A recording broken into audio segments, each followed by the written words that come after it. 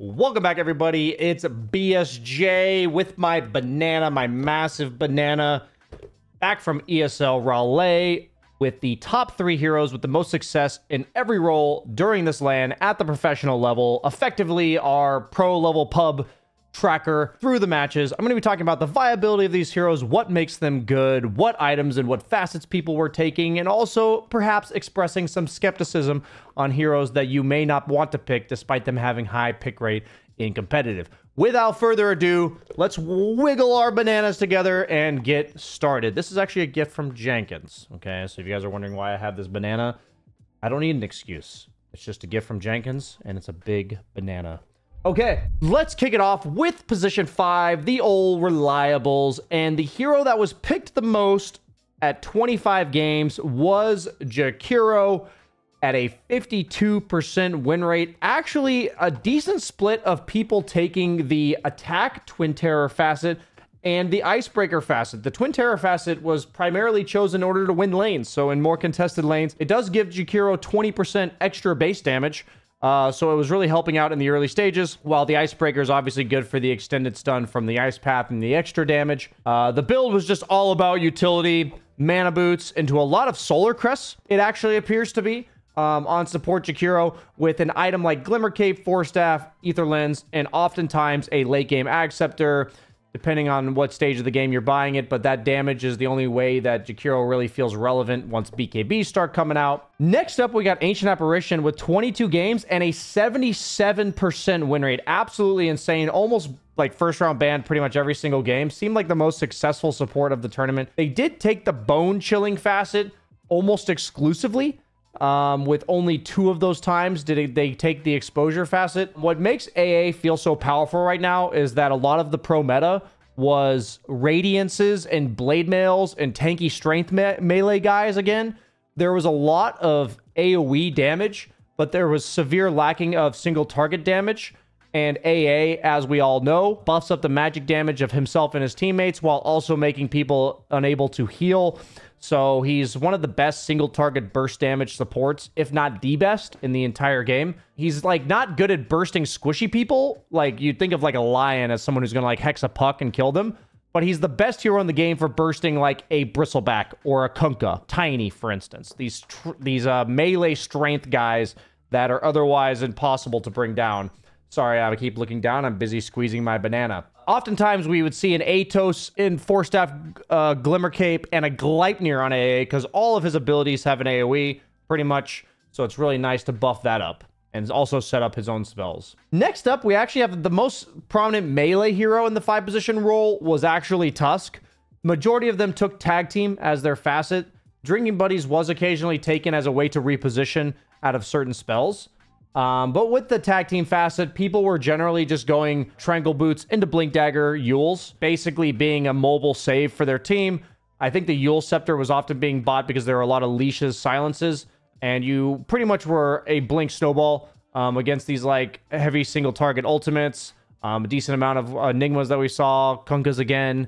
But yeah, primarily used for his save mechanic, and that's why he was a good 5. While also buffing up the damage and working well with ranged cores, which we did see a decent amount of, which we'll get back to later. Going from 5 position to 4 position, a hero that we saw in both was Ringmaster, another old reliable hero that was picked over 30 times throughout the course of the tournament. Most people took the Carney Classic facet. I also think that's a lot because of the fact that that one's been out much longer, and people just haven't had as much time to adjust to using the other one, but I can't say for sure which one is better. Ringmaster was being picked because he also has percent base damage from his dagger, which is helpful for these really tanky cores, while also having a save and an AoE ultimate. So a little bit of team fight, save, damage for these really tanky bruisers. Even though a lot of his spells are unreliable, require setup from himself or other people, like with an Atos, which is a lot of what people were buying. Atos feels like the most popular support item right now, in terms of that item that a lot of people will rush to get it around 20 minutes or so. But what I will say about Ringmaster is really unreliable spells, really hit or miss. And when I see him in pubs, he feels pretty useless, and his win rate's like 46% in pubs. And there's a reason for that. And it's because the hero requires setup, and if his spells miss and they're all unreliable, then the hero just sucks, to be honest. But if you really enjoy like the hard supporting with also a chance to like dominate your lanes with your dagger and all that, he's got some flashy combos with like the Wheel of Wonder, Atos, interfering them into the Wheel of Wonder. He's got some sick combos, and looks like a really fun hero to play. But unless you're planning on spamming him, I would not recommend Ringmaster for pubs. The next one in terms of lane dominance was Muerta. She did seem to fall off a little bit throughout the course of the tournament, simply because there were heroes becoming more favorable than her, such as Tinker in the 4 or 5 position. But Muerta just feels like the most reliable support for winning lane, and also has a get out of jail free card with her ultimate. We're just seeing the Gleipnir Ags build, Dance of the Dead on every single one for the facet. And unless you're going Gleipnir Ags, this hero is pretty useless. So that is pretty much strictly the only build for this hero right now. So it's important to keep that in mind.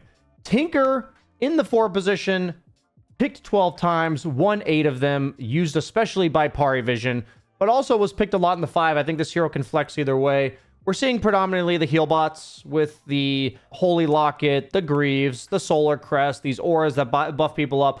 But also in pubs, if you feel like your team's maybe a little bit lackluster and you can't rely on them as much, you should feel perfectly fine transitioning later on after like 1 or 2 small items into like a Blink Ag Scepter with an Ether Lens, perhaps an Atos. Like, you can be a hero that threatens them and offers a lot of kill potential. It just kind of depends on how much you trust your teammates once the game's gotten around to the 20 to 25 minute mark. Sorry to be encouraging Tinker in your pubs, guys, but the hero is undoubtedly very strong. Next up in the off lane, we've got Sand King, who started getting first round picked or banned in the final stages of the tournament. Felt like his stock kept going up, up, up. There seemed to be 2 separate builds for Sand King, all of which used the Sand Shroud facet. Not a single person took the Dust Devil facet, but there was either this like carry the game type build, which we saw 33 do a few times, which was a phase boots into Rush Bloodstone Blink Dagger Ags build, playing around the Bloodstone plus Ags insane like lifesteal damage combo. And also it amps your farm up a lot. So that's kind of your way to carry the game. And then the other build, which was much more utility based, we'd see like an early Crimson or like early Halberd or like Blink into Pipe kind of build. You are a bit struggling for mana with that one, so you'll often need like a Null Talisman or 2 in the laning phase. But yeah, there's 2 very different ways to play the hero in regards to how you itemize. I personally think Sand King or any other offlaner that can do that is great, because it's just like Tinker. You can kind of adjust to your team if you don't feel like they're scaling that well. And you can also just play like a carry if you want to. Really encouraging that for offlaners this patch, that the 4 position, you try to stack Ancients for them. And if you're playing offlane, play these heroes that you're going to see and ask your 4 position to stack those Ancients, because a lot of them do rely heavily on that. Sand King can clear massive stacks with just like level 3 Sandstorm. Next up, we have Beastmaster, who was played 16 times in the offlane, only with a 50% win rate, but it's also important to note that he was played in all 3 core roles. I actually believe that offlane might be his worst core role. We saw him be played carry and mid later on in the tournament, and that's because the hero is conceptually broken, but in the offlane is vulnerable to getting like Phantom Assassined or other like Terrorblade lane dominating carries. But if you're not dealing with that in your pubs, then Beastmaster is definitely the creme de la creme offlaner, period. We saw multiple builds with the hero. Most of the games, people took the Beast Mode facet and went for Ags Rush into Blink BKB Shivas. That's pretty much the build every single time. Maybe with like a late game Hex or a Refresher. That was even done from the carry and the mid roll. Occasionally in the offlane, though, we did see 5 times the Wild Hunt facet with the Helm of the Overlord early rush into like Pipe, AC, Aura type items. So I think the fun Beastmaster, if you're not like a summons nerd, which it's okay if you are, we respect you here, is for the Blink Ags. And it's still like super strong. A lot of the times the Ags is coming out around 14 to 15 minutes, and maybe even a bit earlier if you're playing carry or mid. But it's all about stacking Ancients, just like Sand King. And next up, we've got Bristleback. It was about a 50% split on whether or not they took the Seeing Red facet or the Snot Rocket facet. Mainly for offlane, people are taking Snot Rocket, but for mid, people were taking, and carry, people were taking the Seeing Red. In the offlane itself, it had a 64% win rate this tournament in 14 games. It was picked 23 games total, so it was also flexed to other roles. It just was a hero that got banned a shit ton. That's why it wasn't picked very much. But in the offlane, we're seeing a lot of just Vanguard rush into Halberd. Bristleback's always been one of the best Vanguard early buyers. We see Vanguard, we see Blade Mail, we see SNY being very common. We occasionally see the aura items like Pipe, but if you're playing offlane, we didn't often see Ags because you're taking the Snot Rocket Facet. So your job is to make yourself as annoying as possible and to lower the armor of your team. It's especially good to take Snot Rocket if you have any hero on your team that dishes out significant physical damage. If you don't, then you're amping up people who don't, then it doesn't feel very good. But if you have like a TA or a Terrorblade or a Sniper or something like this, then the Snot Rocket Facet can be pretty nutty. But if you find yourself being the main physical damage dealer on the team, then taking the Seeing Red Facet's probably better. Okay, moving on to the mid role. Oddly enough, we talked about how broken Tiny was in the carry role, but he was played predominantly mid in this tournament. He was played still carry with a decent win rate, but in the mid lane, we had 22 games, 59% win rate, was getting banned pretty much every single game, also due to his versatility. I believe that's why. But in the mid lane, he's really not that much different than the carry role, other than the fact that you are taking the Crash Landing Facet, and you are going an early blink, right? You're going like phase bottle blink. That's where the difference ends, right? Because we then see Echo Saber, BKB, Shadowblade Silver Edge into usually a 4th item Revenant's Brooch. So it's pretty much the same build as carry Tiny, except you're getting a much later shard most of the time, probably around like 30 to 35 minutes, if that. And you're fixated on playing around the burst damage of right-clicking. Like, you're no longer about your combo. You're all about with the Echo Saber and the blink and then buying into crit items. You can't really go like utility build anymore, in my opinion, based on the fact that they nerfed his combo damage. And you can't go Conda or anything like that. Next up, we got Ember Spirit, who in 19 games had a 74% win rate. That's pretty nuts, if you ask me. Exclusively took the double impact facet all 19 games. Pretty standard build we saw almost every single game. It was either Treads or Phase, after the bottle, of course, into Orb of Corrosion, Mage Slayer, Sange and Yasha, Shivas, Ags. Like, I remember seeing this pretty much every single game.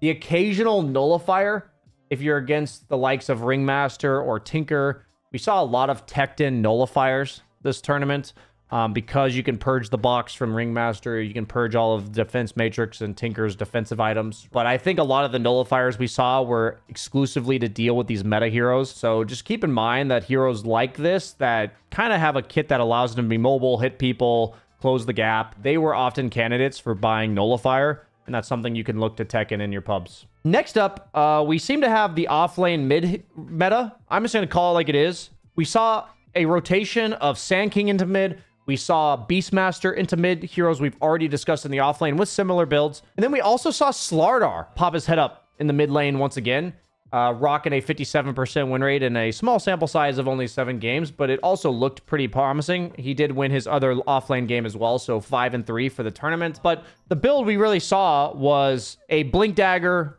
early, first item, treads into Blink, back into BKB Ags, or BKB SNY Ags, right? So traditional Slardar, buying a shard pretty early on as well, because the shard saves you the time of pointing at the guy, and that's crucial time that Slardar needs. But he felt like the melee hero counter, and the thing about Slardar is he synergizes really well with the heavy physical damage carries that we're going to be talking about in just a second. And he also helps to burst down these super tanky, unkillable strength dudes. A hero that was not listed in here that I saw pretty much exclusively towards the end of the tournament on all the best teams that were winning, and by listed in here, I mean the document I have, is Kunkka. We saw him getting played mid a ton by BZM for Tundra, and we also saw him get picked up various times by other teams, playing this Blade Mail Radiance build exclusively. So keep in mind that Kunkka, I feel like, is going to be more and more popular in the mid lane because he's able to scale. So I really like the Kunkka build with the Blade Mail Radiance. As a mid laner, often going like BKB later on after the Blade Mail Radiance is just very situational. Last but not least, for the carry role, the #1 most popular carry was definitely Templar Assassin, as she got banned first round almost every game. Later on in the tournament, people started letting her through because of the fact that there were so few broken supports. So people were prioritizing banning the supports. But other than Satanic, for the team that actually won the tournament, everyone took Refractor as their facet, but Satanic actually took Void Blades all 4 games that he played it, with a 100% win rate. Keep that in mind. I saw that he was taking Void Blades because the hero's getting picked early on in the draft. He was playing against like offlane Sand King, offlane Darkseer, these heroes with a ton of damage over time that breaks refraction. And he was just maxing Meld in lane and dominating them. So I think the Void Blade facet is fantastic in those scenarios for helping you win the lane, and also knowing that your refraction is really not that reliable. But otherwise, you take the refractor. So the way I look at it personally is refractor unless countered in terms of your refraction charges, right? The standard build is Dragonlance into Deso, into either Blink, Hurricane Pike, Daedalus, sometimes Broach if you're against like a TB or something like this. And then usually going for one defensive item like a Linken's or a BKB. BKB is more common, but we just saw like a lot of Beastmasters in this tournament, so Linken's was not uncommon either, and Sand King, into a later Swift Blink, and one of the most heavy Rapier purchases heroes as well. And a decent amount of MKBs from the TAs because we saw a lot of Butterflies and Radiances in this tournament. So a decent amount of 5th or 6th item MKBs. Next up in the carry role was Gyrocopter. He got played 19 times with a 53% win rate. The majority of people took the Afterburner facet, but I actually, towards the end of the tournament, everyone was taking secondary strikes. I actually think that's the better one because it just helps your mid-game damage so much. And I saw people securing early kills because of it. And I don't know, Afterburner just feels kind of gimmicky. If you're allowed to be running people down with your Rocket Barrage, it feels like you're kind of winning the matchup anyway. And standard gyro build, Treads, Falcon Blade, Ags into like casual crit, BKB, Satanic, Revenant's Broach, Butterfly, and then the occasional Rapier in the late game as well. Next up, last but not least, we've also got Terrorblade with a 11-game, 8-3 win rate. And the only reason he was only picked 11 times is because he was also banned almost exclusively in the first round or second round. One of the most banned heroes in the tournament. Almost everybody took the Condemned facet, the one that your illusions still cost mana. We did see Terrorblade peek its head in the support role sometimes, as well as in the offlane sometimes, but it was predominantly carry. And it just feels like an incredibly reliable hero that counters a lot of the meta heroes like the Templar Assassin, like the Beastmaster. And other than Sand King, there wasn't really much AoE magic damage. And it felt like these tanky strength guys, once again, are amazing Sunder targets. And Terrorblade felt very good standing his ground and dishing out that sustained damage. So I love Terrorblade this patch myself. There were other carries that kind of reared their head. We saw a little bit of Ursa, a little bit of Sven, a little bit of Wraith King. But honestly, it felt like the carry hero pool for this patch was incredibly limited. And heroes like PA were picked a lot, but had very little success. So people were kind of, I don't want to say stuck in the old meta, but I feel like they not only were trying the old meta, but also felt like there wasn't something new that was enticing. And there was only like 2 or 3 carries that really felt good. And so I'm just going to highlight these 3 for now. I will be releasing another meta update next week, in case anything changes by then. For today's sponsor, this video has been brought to you guys by yours truly. The website that I've made. I have invested hundreds of dollars into bsjdota.com, giving you all of the latest news with Brad G. I mean, BSJ and the coaching content, the YouTube content, the personal content, the Twitch content, a monthly blog, and more. Check it out now. Hundreds of dollars, guys. Get it while it's hot. We'll be putting a lot more effort into this as well as the community. Please check it out yourselves, bsjdota.com. See you guys in the next video. Grab your bananas for me, and I'll see you then.